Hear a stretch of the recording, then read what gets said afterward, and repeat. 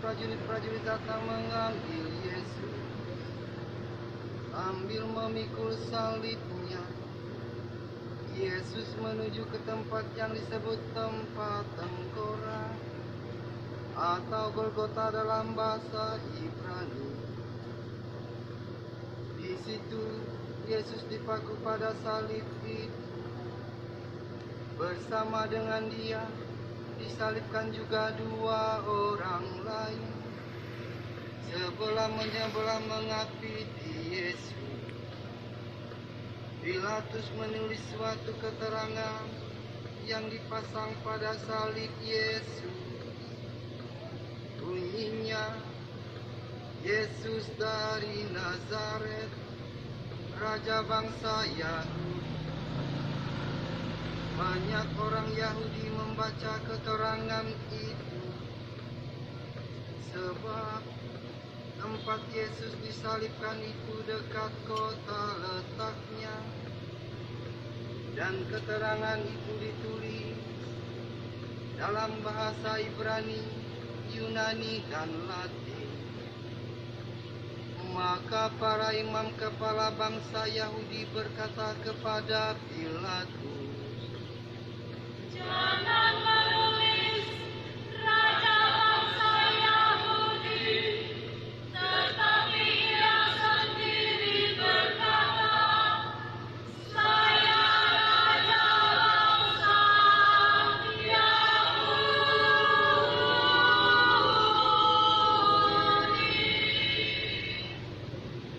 Tetapi Pilatus menjawab, "Sekali kutulis, tetap kutulis." Melihat ibunya bersama murid kesayangan di sampingnya, Yesus berkata kepada ibunya, Ibu,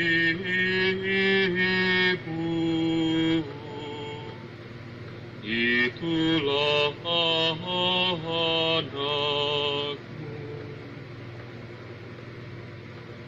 Lalu Yesus berkata kepada muridnya, Itulah ibumu. dan sejak itu murid tersebut menerima Maria dalam rumahnya.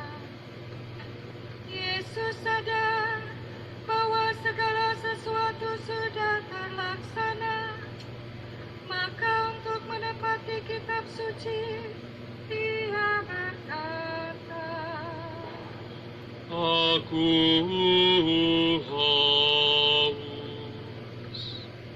di situ tersedia sebuah tempayan penuh cuka. Maka seorang mencelupkan sebuah bunga karang ke dalamnya dan menancapkannya pada sebatang tongkat, lalu mengunjukkan ke mulut Yesus. Sesudah mencicip cuka itu, ia berkata, Selesailah sudah. lalu ia menundukkan kepala dan menyerahkan rohnya. Mari kita hening sejenak, kita menundukkan kepala. Bagi Yesus, mendahulukan lebih dahulu kehendak Allah, bagaimana memuliakan Allah, itulah yang menjadi pilihan bebas dia. Dengan itu, dia mengalami consolation. Sekalipun badannya menderita, sekalipun dia merasakan rasa sakit, sekalipun dia merasakan rasa malu, sekalipun dia merasa telinganya mungkin panas karena diejek-ejek, karena orang-orang berteriak, salibkan dia, salibkan dia. Tetapi jiwanya tetap mengalami kegembiraan. Jiwanya mengalami consolation yang tidak bisa diambil oleh siapapun. Para saudara, apa yang kita alami pada saat sekarang ini kayaknya seperti apa yang dialami oleh Yesus. Kita bukan hanya takut pada corona yang bisa mematikan kita, tetapi kita juga dipenuhi dengan banyak hal, perasaan yang menyertainya. Satu orang tadi datang ke pastoran bercerita, katanya temannya di Singapura mengamati perilaku orang-orang di sana. Orang-orang di sana menganggap sepertinya yang lain adalah carrier, pembawa corona, sehingga harus dijauhi. Hal yang sama mungkin terjadi pada diri kita. Curiga satu terhadap yang lain, jangan-jangan dia pembawa corona, jangan-jangan dia pembawa corona. Kalau ada orang batuk sedikit, kita langsung sepertinya. Dan kita dipenuhi dengan ketakutan-ketakutan. Pembicaraan satu dengan yang lain selalu diwarnai dengan sensitivitas. Keceriaan, kegembiraan, saling melucu dan sebagainya sudah mulai tersingkir dan diganti dengan sensi. Dengan rasa-rasa tertentu. Sehingga hubungan satu dengan yang lain sungguh-sungguh kadang-kadang menjadi terganggu karena itu. Dan seterusnya dan seterusnya. Para saudara, hari ini Yesus mengajar kita bagaimana ketika kita menghadapi perasaan yang berkecamuk, perasaan negatif yang bermacam-macam yang ada di dalam diri kita. Tetapi dia tetap merasakan consolation. Dia tidak dipengaruhi, dia tidak pernah masuk dalam suasana desolation. Sehingga di tempat lain, menurut Injil yang lain, Yesus mengatakan, Tuhan, ampunilah mereka karena mereka tidak tahu apa yang mereka perbuat. Dari atas kayu salib, dia masih bisa mendoakan orang-orang yang memusuhi dia. Ini bukti bahwa Yesus mengalami consolation. Para saudara, hal yang sama juga bisa kita alami. Dalam suasana kepanikan, dalam suasana yang seperti apapun, kita dapat mengalami consolation. Bagaimana? Ketika kita mendahulukan benar-benar apa yang menjadi kehendak Allah. Ketika apa yang kita lakukan, ketika segala sesuatu yang kita ucapkan, benar-benar kita usahakan untuk memuliakan Allah, untuk benar-benar taat kepada apa yang dikehendaki oleh Allah. Maka mari kita belajar dari Yesus yang sungguh-sungguh mendahulukan kehendak Allah dan akhirnya dia sungguh-sungguh dapat merasakan consolation. Meskipun dia mengalami kekalahan, meskipun dia mengalami penderitaan, meskipun dia mengalami kesengsaraan, tetapi jiwanya tetap gembira, jiwanya tetap bahagia, dia tetap mengalami consolation karena dia mendahulukan kehendak Allah, karena dia berusaha untuk taat kepada Allah. Amin. Saudara-saudara terkasih, marilah kita berdoa untuk gereja kudus Allah, supaya Allah dan Tuhan kita berkenan menganugerahkan damai kepadanya, mempersatukan dan melindunginya di seluruh dunia, dan supaya Ia membantu kita memuliakan Allah, Bapa yang Maha Kuasa, dalam suasana hidup yang tenang dan damai.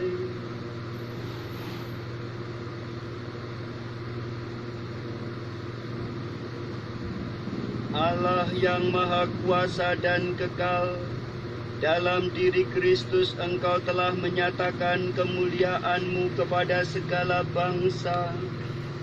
Lestarikanlah karya kerahiman-Mu, agar gereja-Mu yang tersebar di seluruh dunia tetap mengakui nama-Mu dengan iman yang teguh, dengan pengantaraan Kristus Tuhan kami.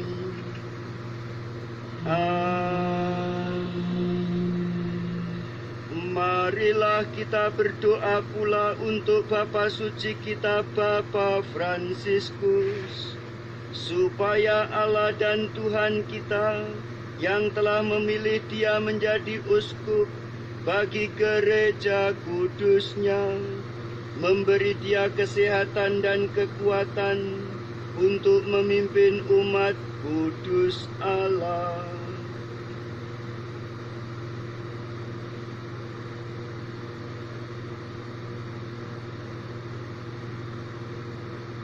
Allah yang Maha Kuasa dan kekal, segala sesuatu ada berdasarkan keputusan-Mu. Sudilah mendengarkan doa-doa kami, dan dengan kasih sayang-Mu lindungilah Imam Agung yang telah Engkau pilih bagi kami. Semoga umat Kristiani yang Engkau percayakan kepada penggembalaannya berkembang dalam iman dengan pengantaraan Kristus Tuhan kami.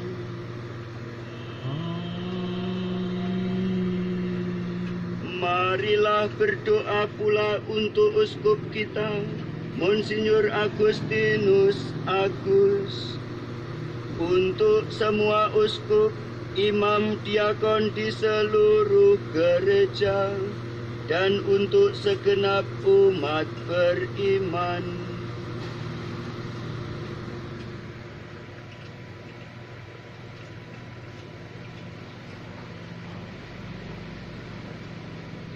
Allah yang Maha Kuasa dan kekal, dengan roh-Mu Engkau menguduskan dan memimpin seluruh gereja.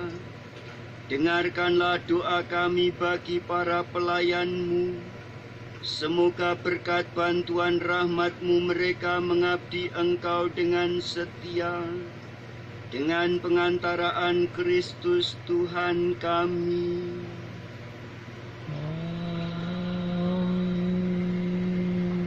Marilah kita berdoa pula untuk para calon baptis, supaya Allah dan Tuhan kita membuka telinga hati mereka dan melapangkan pintu kerahimannya, agar berkat pembasuhan kelahiran kembali segala dosa mereka dihapuskan, dan mereka hidup dalam Yesus Kristus Tuhan kita.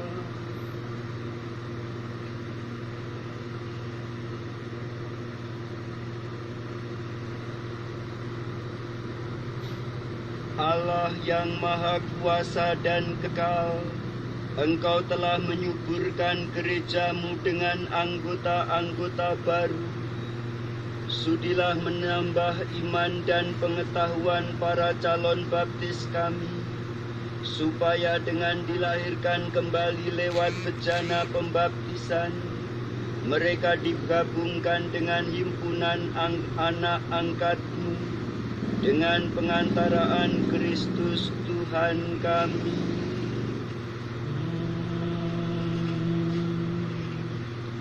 Marilah berdoa pula untuk semua saudara yang percaya akan Kristus, supaya mereka yang hidup dengan benar dihimpun dan dijaga oleh Allah dan Tuhan kita dalam gerejanya yang esa.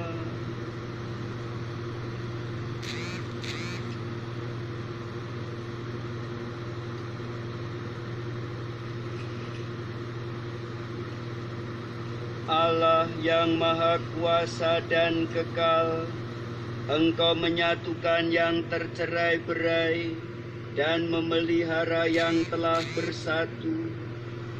Pandanglah dengan rela kawanan domba putra-Mu, supaya mereka yang telah dikuduskan oleh satu baptisan tidak hanya dipadukan oleh keutuhan iman, tetapi juga disatukan oleh ikatan cinta dengan pengantaraan Kristus Tuhan kami.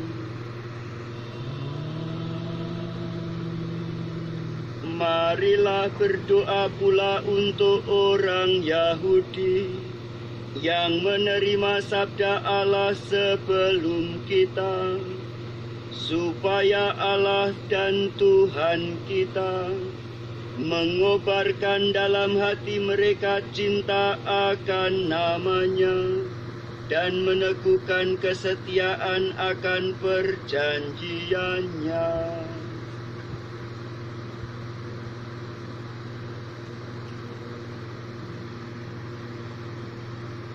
Allah yang Maha Kuasa dan Kekal, Engkau telah memberikan janji-Mu kepada Abraham dan keturunannya.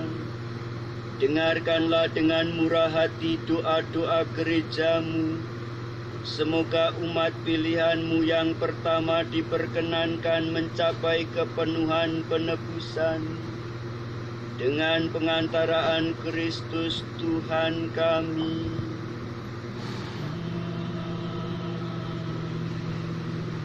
Marilah kita berdoa pula untuk mereka yang tidak percaya akan Kristus, supaya berkat terang Roh Kudus mereka juga dapat menemukan jalan keselamatan.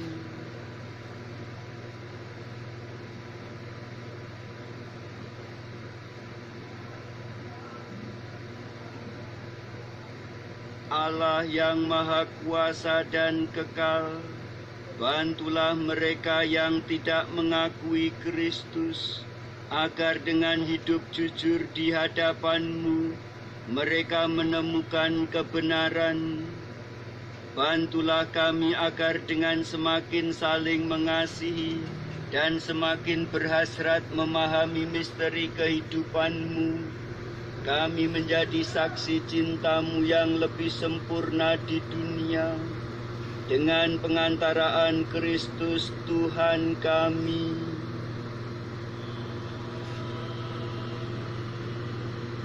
Marilah kita berdoa pula untuk mereka yang tidak mengenal Allah, supaya mereka yang dengan tulus hati mencari kebenaran, layak menemukan Allah sendiri.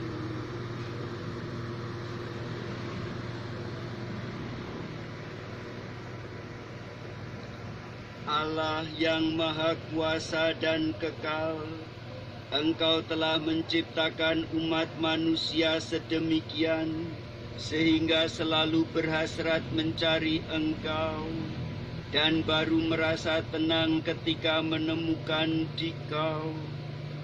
Maka kami mohon bantulah agar mereka semua dengan mengatasi hambatan seberat apapun, mampu melihat tanda kasih sayang-Mu dan tergerak oleh kesaksian hidup orang-orang yang percaya kepadamu. Mereka dengan sukacita mengakui Engkau sebagai satu-satunya Allah yang benar dan Bapa umat manusia. Dengan pengantaraan Kristus Tuhan kami.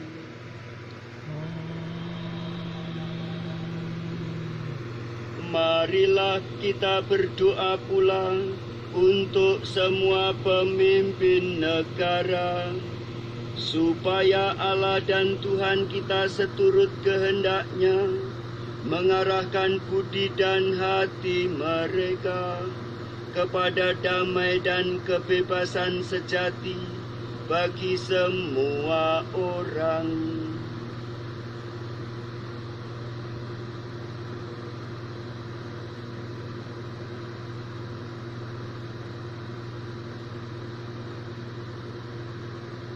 Allah yang Maha Kuasa dan Kekal,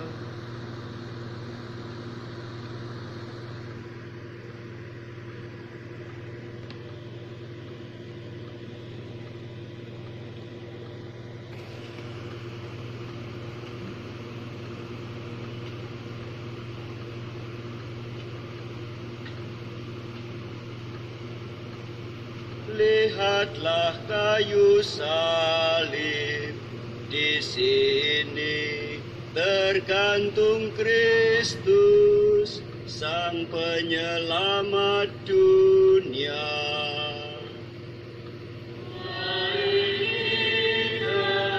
Sembah sujud kepadanya.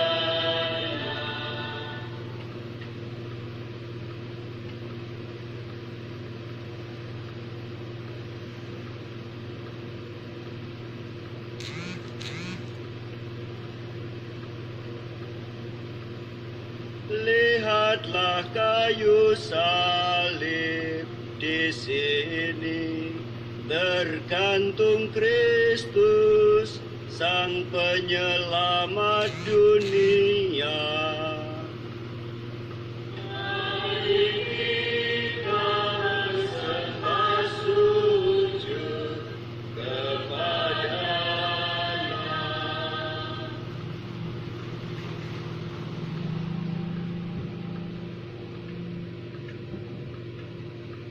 Lihatlah kayu salib di sini, tergantung Kristus, Sang Penyelamat dunia. Mari kita bersembah sujud kepadanya. Mari kita berlutut dan menundukkan kepala, memberi penghormatan kepada salib Tuhan kita.